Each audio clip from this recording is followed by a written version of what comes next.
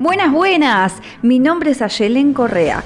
Soy pianista, docente, especialista en medio escénico e interpretación emocional para músicos. Hoy te doy la bienvenida a este podcast que en cada encuentro te invita a descubrir el detrás de las partituras. Así que prepara el mate, té o café, ponete cómodo, cómoda, que empezamos.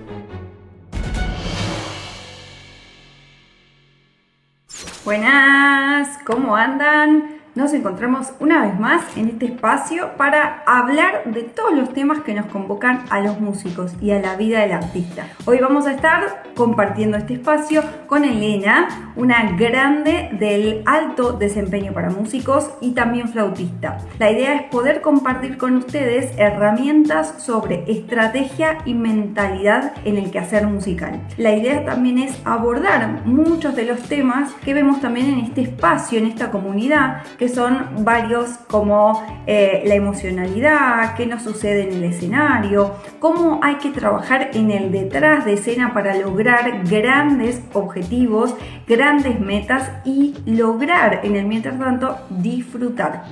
Bienvenida, Ele, ¿cómo estamos? Muchas gracias, muy bien, encantada de pasar este ratito contigo y los que se vayan sumando, así que muy feliz.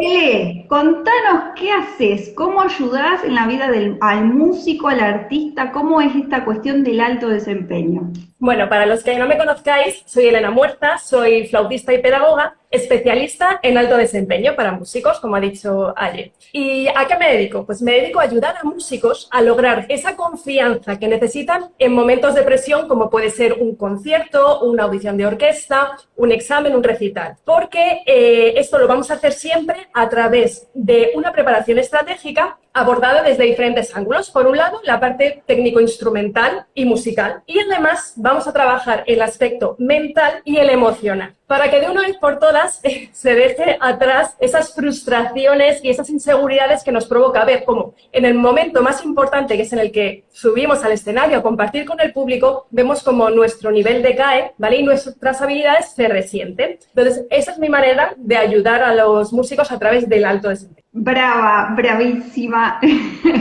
Te abrazamos porque justamente es esto, ¿no? Empezar a decodificar las aristas que trabajamos, que tenemos que empezar a desarrollar, y para arrancar, hay gente que se mezcla un poco con estos conceptos del alto rendimiento y el alto desempeño.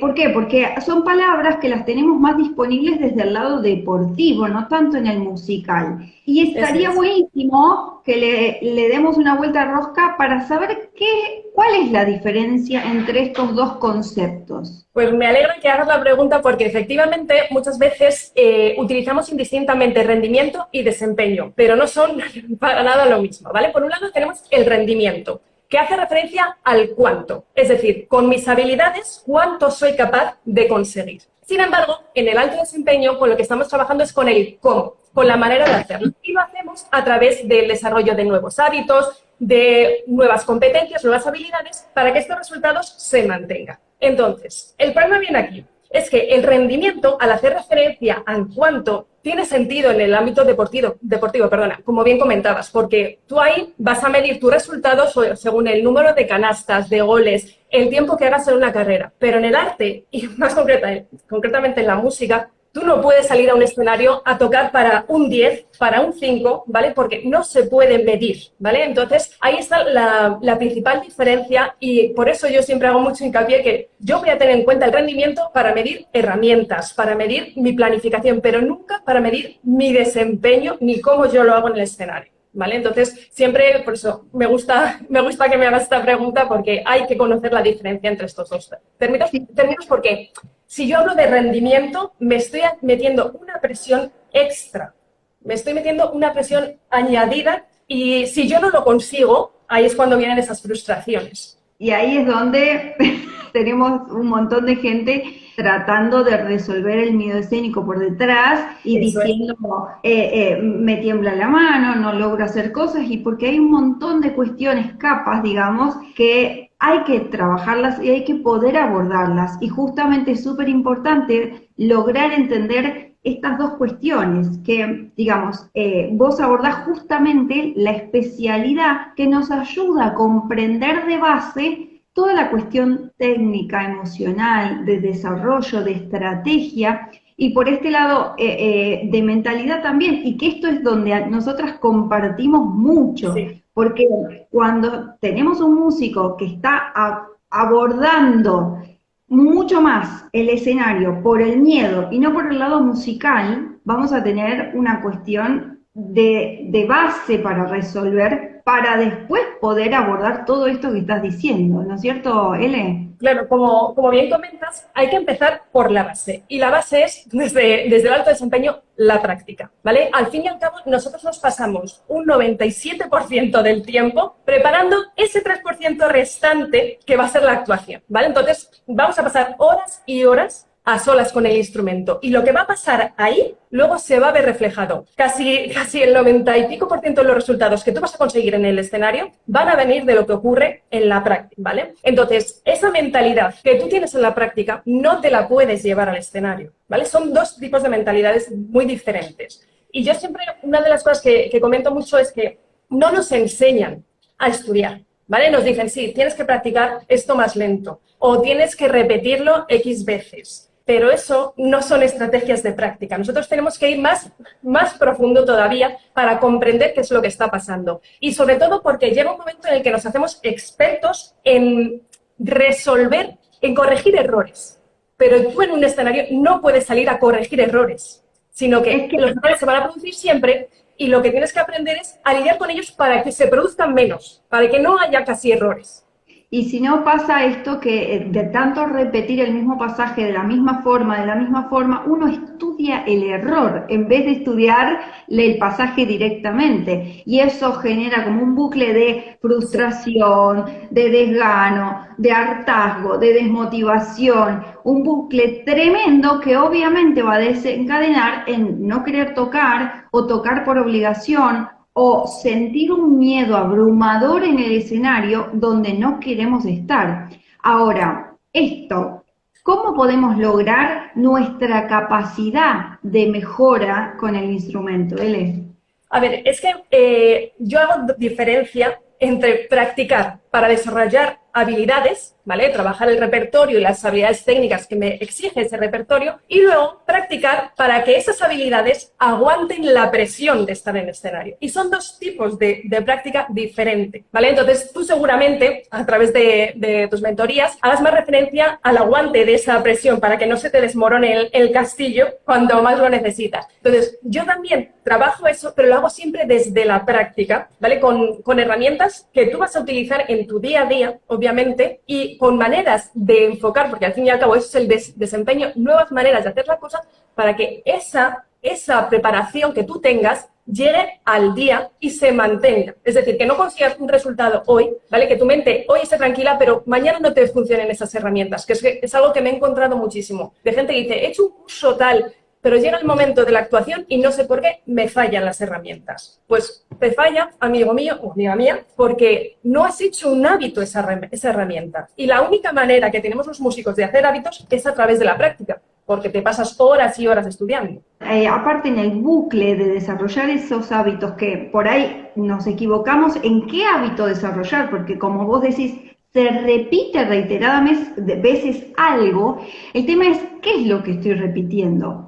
Ponerme a pensar y analizar cuál es el hábito equivocado, entre comillas, ¿no? Porque es lo que podemos hacer en ese momento, son las habilidades que tenemos hasta ese momento, pero con la ayuda, digo, en mi caso con las mentorías, vos con los acompañamientos y las asesorías, nosotros hacemos justamente el apalancamiento del análisis que necesita esa persona para ver cuál es el hábito erróneo que adquirió y poder reeducar y sacar el hábito que no nos ayudó y incorporar un hábito que nos dé el aliento para ir hacia adelante con esos objetivos. Y ahora te lo pongo en bucle también, ¿por qué a veces no logramos esos objetivos? Recién hablábamos de los hábitos y apenitas hablamos por arriba del tema mentalidad. ¿Qué nos pasa con esta parte? A ver, bueno, cada músico es un mundo, obviamente, y va a depender mucho de la manera en la que tú planifiques, ¿vale? Tu estudio, porque mucha gente no planifica el estudio y simplemente pone la partitura y decido lo que voy a hacer en ese momento, ¿vale? Entonces ahí ya muchas veces nos pasa que no lo conseguimos y eso pues nos desmotiva para la siguiente sesión de práctica. Entonces, por un lado está eso, que no tenemos planificación. Por otro lado, también lo que veo frecuentemente es que nos ponemos objetivos que no están equilibrados. Véase, a lo mejor son demasiado difíciles para mi nivel actual de habilidades, entonces me siento abrumada, o al contrario, son demasiado simples y me aburro porque no tiene ningún aliciente montar esta pieza porque es demasiado sencilla, ¿vale? Entonces, estos son tres de los casos más comunes. ¿Qué puedo hacer cuando una pieza es muy difícil, ¿vale? Para mí, y me faltan habilidades? Pues tendré que hacer un trabajo previo, ¿vale? Para conseguir que no vea tan lejos, tanta distancia entre ese nivel de la pieza y mi nivel, ¿vale? Y cuando es al revés, que la pieza es demasiado sencilla y me estoy aburriendo, ahí hay diferentes estrategias de práctica, ¿vale? Para conseguir ese aliciente extra, ¿vale? Que va a venir desde la variabilidad. Tengo que buscar y mirar desde muchos enfoques esa misma pieza, ¿vale? Estoy hablando de una pieza que es impuesta y que tengo que tocar sí o sí. Pero muchas veces lo que nos ocurre es que yo toco esa pieza, ¿vale? La veo como mi enemigo, ¿vale? Sobre todo los que hacemos audiciones de orquesta o hemos hecho audiciones de orquesta, tenemos siempre un solo que nos da miedo. Y es porque nos enfrentamos a ese solo y sobre todo en el momento de tocarlo con la idea de no fallar, ¿vale? En vez de salir a convencer, ¿vale? Entonces yo lo que hago es voy cortando así, me voy limitando a mí misma para hacerlo perfecto, ¿vale? Lo perfecto, todo lo que yo pueda, pero eso me bloquea. Sin embargo, yo debería salir vale, este solo tiene esto que no me sale, perfecto, pero tiene esto que sí, y yo sé que este es mi punto fuerte, voy a jugar esta base. Entonces, es enfocar las piezas de otra manera completamente diferente, junto luego, obviamente, también otros factores como sería entrenar la atención, ¿vale? La concentración en esos momentos de tocar y también súper importante el trabajo ese que vamos a hacer, tanto de la mentalidad de práctica como de actuación, que es que no tienen nada que ver. Sí, y ahí ganando sobre los puntos fuertes y los puntos, entre comillas, débiles, también pensar qué es lo que quiero transmitir, porque digo, tenemos un tribunal, tenemos un público, tenemos X, exámenes, audiciones, tantas cuestiones que si yo también, ¿no? Porque por eso digo que nos complementamos tanto entre el quehacer tuyo, L, y el mío, porque justamente desde el lado emocional, que es lo que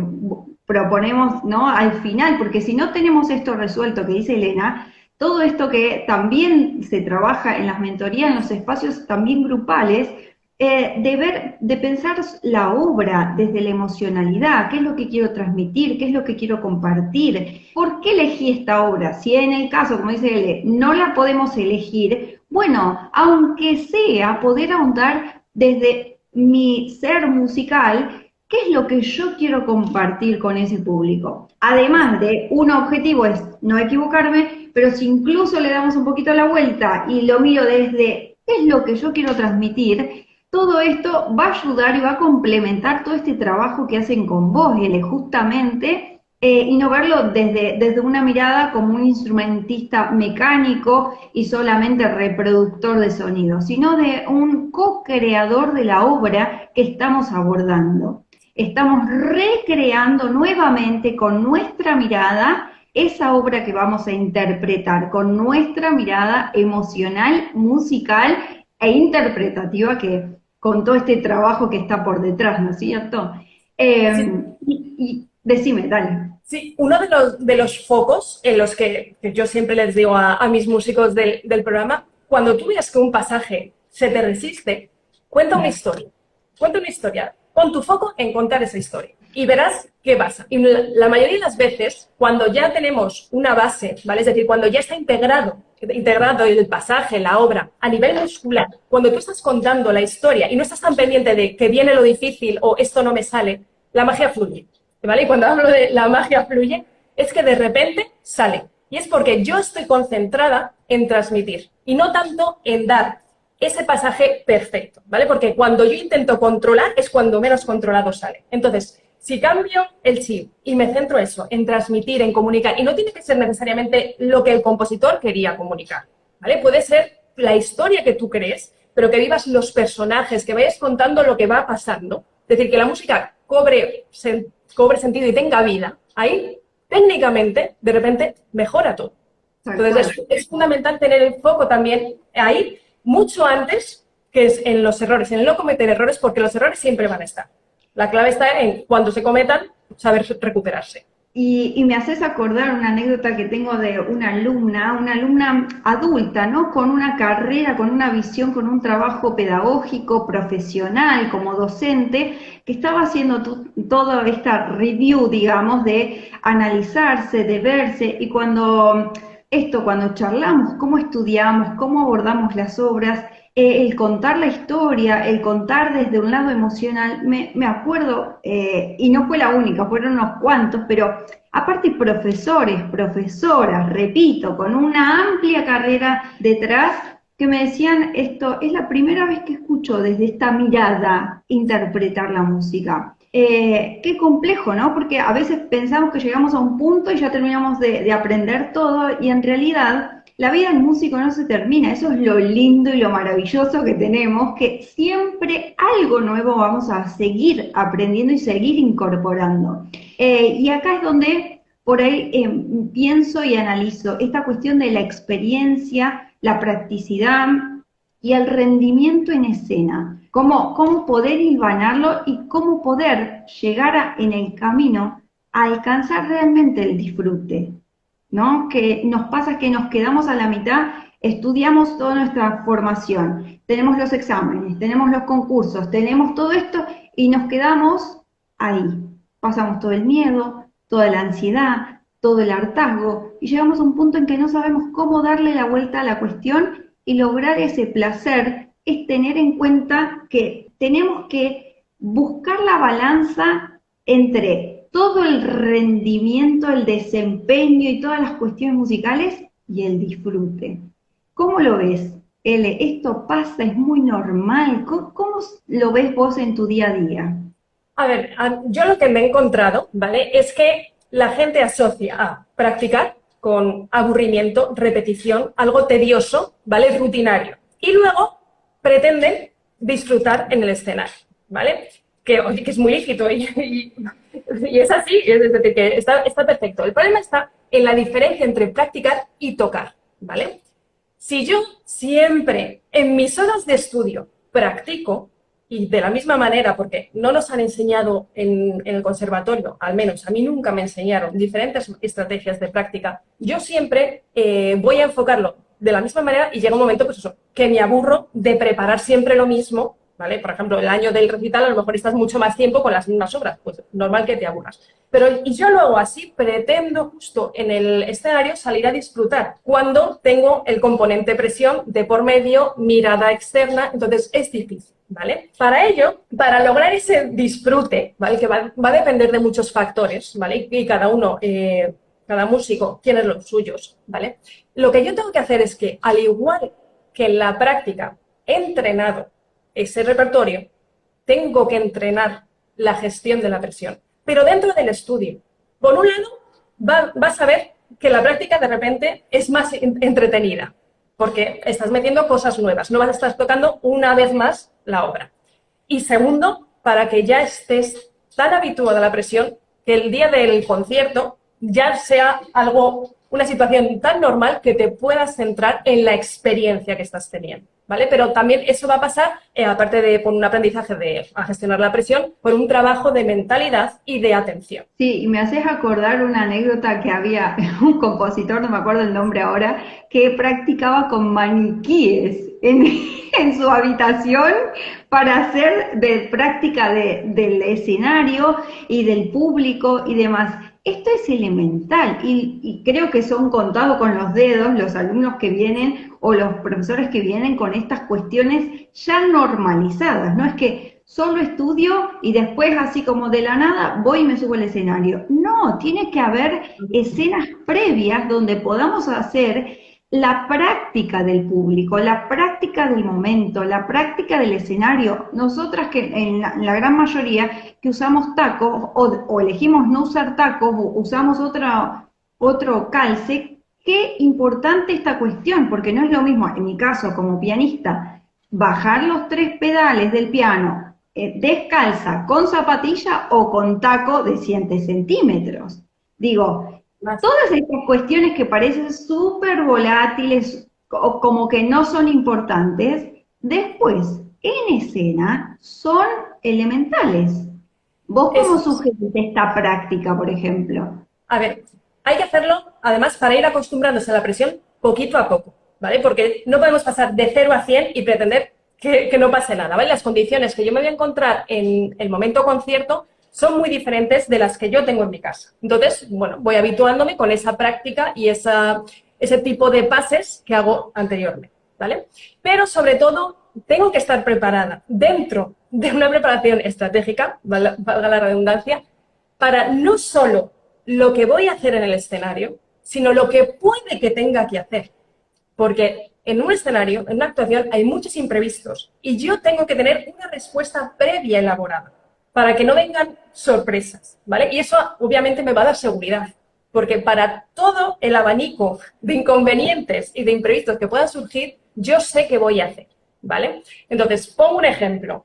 Yo una de las cosas que siempre les digo es que cuando hagan un pase, ¿vale?, tengan muy en cuenta qué tipo de actuación están preparando. No es lo mismo hacer un pase para un concierto que para un tribunal de orquesta, ¿vale?, porque tienes una audición de orquesta. Y tú te puedes encontrar un tribunal maravilloso, pero también te puedes encontrar un tribunal pues que está distraído, que le suena el teléfono, que está hablando, que está tomando notas. Y todo eso, si yo no estoy preparada, me puede sacar de la audición. O simplemente escuchar a otro músico tocando fuera. Eso es una de las cosas que más me saca de la audición y de la concentración. Entonces, yo tengo que estar preparada para todo eso, o que entre alguien en medio de mi prueba, ¿vale? Y eso, como te digo, hay que practicarlo. Entonces, hay que sentarse un momento y decir, vale, ¿cuáles son las situaciones que se pueden dar? Puedo perder el tren. Es decir, me voy a ir a mi examen, a mi concierto en tren, y llego y no tengo tiempo de calentar. No pasa nada porque yo ya sé qué tengo que hacer en esa situación y lo he entrenado durante semanas, ¿vale? Pero si yo no tengo esto ya pensado con anterioridad, en ese momento, además de la adrenalina de tener que exponerme, me va a añadir mucha más presión y muchas veces tiro la toalla desde antes de haber empezado, ¿vale? Porque no sé cómo manejarme ante esa presión añadida, ¿vale? Entonces, yo siempre recomiendo eso, que hay que prepararse para todo, no solo para la parte instrumental. Y eso sería súper estratégico justamente. Y en la parte mental de la que vemos en las mentorías de miedo escénico, justamente trabajar el antes, el durante y el después mental, emocional y estructural de nuestra psiquis es súper elemental, porque como estás diciendo, no es lo mismo estar tocando para personas que nos están prestando atención y somos su prioridad en ese momento, o para personas que la verdad es que fueron, hicieron su trabajo, eligen así más o menos, a mí me parece y se fueron, o realmente que no les interesa lo que estamos tocando nosotros porque somos el número 50 de todos los que pasaron ahí. Entonces, también, no solo tener en cuenta toda esta estrategia que es súper elemental, sino también la parte justamente estratégica de cómo me puede afectar a mí emocionalmente y psicológicamente y de autoestima. Por eso a veces este anclaje que vos estás diciendo, tener herramientas de anclaje para sostener mi eje estructural, ¿no?, de la estrategia, el objetivo y la mentalidad, que es primordial, porque si se cae eso, estamos así, nos pasemos chiquitos porque no nos están prestando atención o creemos que no les importa. Todo esto después va a abordar y afectar nuestra autoestima como músicos. Y eso, por ende, obviamente, va a afectar nuestro rendimiento, nuestro desempeño y nuestra realidad musical, ¿no? Así es. De hecho, siempre lo comento, para mí, ¿vale? La actuación, el proceso de actuación son 4 fases, ¿vale? Por un lado tendríamos la fase de preparación, que es la más larga, ¿vale? La que más va a marcar lo que ocurra luego el día de la actuación. Por otro lado tenemos la fase de puesta a punto, La tercera fase sería ese momento en el que yo tengo que exponerme y luego necesito una fase de recuperación. Y en esas 4 fases, la relación que yo voy a tener con el instrumento, es decir, la práctica, va a ser diferente. Y el trabajo mental que yo tengo que hacer en cada uno de esos momentos, también. Yo no puedo estudiar igual un mes antes que una semana antes de la audición, el recital o lo que sea. Pero es que no puedo hacer lo mismo el mismo día que tengo que tocar. Y cuando ya ha pasado todo, ahí no puedo pretender borrón y cuenta nueva y ponerme a tocar al mismo nivel que estaba, porque necesito readaptarme. Primero necesito descansar del esfuerzo que he hecho, pero a nivel mental necesito una recuperación también. Entonces, ahí, tanto a nivel mental, emocional, como ya la parte más física, técnica, necesito hacer cosas diferentes. Y eso es estrategia. Estrategia no es únicamente fijarme unos objetivos, es que esos objetivos van a depender de muchos factores. Y hay que tenerlos todos en cuenta, claro.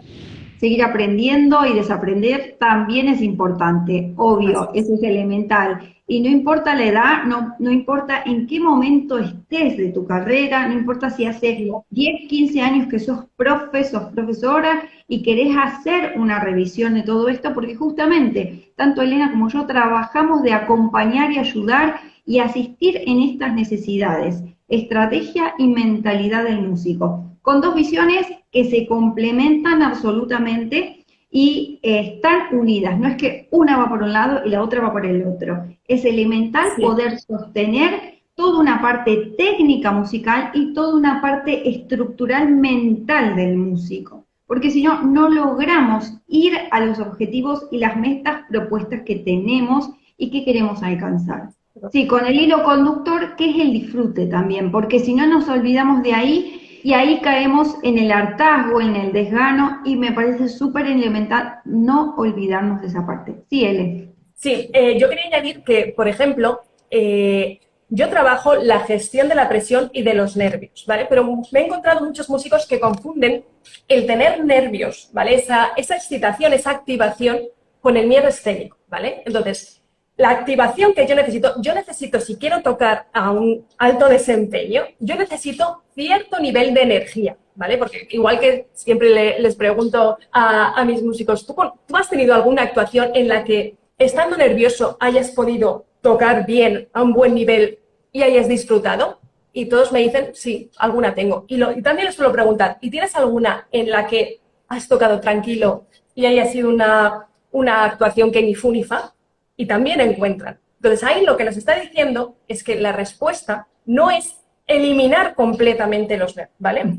Pero el problema viene cuando esos nervios ya nos bloquean, que ahí es cuando hay que dejar el trabajo a psicólogos, a especialistas en miedo escénico, ¿vale? Entonces sí que me parece importante recalcar eso, ¿vale? Que no se puede confundir el tener nervios o el esperar estar completamente tranquilo, y si yo no estoy tranquila el día del concierto es porque tengo miedo escénico, ¿vale? El miedo escénico, pues eso, va a dar lugar, que te voy a contar yo a ti, que tú eres la especialista, a muchos factores, pues eso, a los bloqueos, a la incapacidad de presentarse al concierto, ¿vale? Y eso ya necesita alguien que trabaje en eso.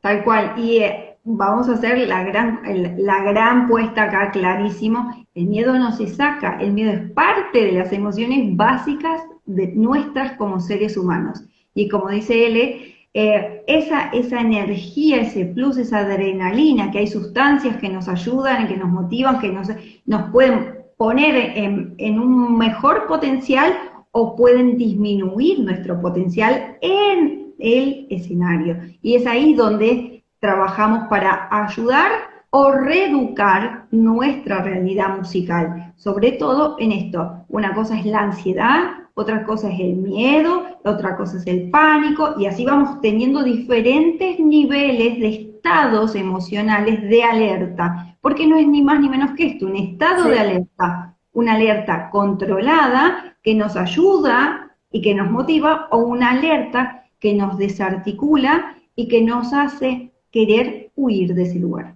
Así que es súper importante esto que estás diciendo, Ele. ¿Querés compartir algo más? Así vamos cerrando y agradecerte enormemente este espacio, ¿no? Nada, que ha sido un placer compartir este ratito contigo y con los que han estado por aquí. Y nada, simplemente pues eso, para los que quieran seguirme, yo soy Elena Muerza Música, esa es mi cuenta, y que también me pueden encontrar a través de mi página web, elenamuerza.com, en la que ahí os cuento un poco más sobre el alto desempeño y a través de mi contenido pues podéis ver cómo es mi forma de trabajar y para cualquier cosa pues aquí estamos. Y lo último, súper recomendada, que trabaja hermoso, que la verdad es que es un placer, como la ven acá, Ele, es así de dulce, espontánea y súper dadora de conocimientos concretos que sirven, que se pueden llevar a la realidad y que son tangibles a la hora de estar preparando objetivos, metas para ir hacia adelante en la vida del músico. Gracias, Ele. Chao, muchas gracias. Chao. Te cuento que me encontrás en las redes como yelencorrea.música. Ahí vas a descubrir cada uno de los espacios que creé exclusivamente para vos. Nos vemos detrás de las partituras.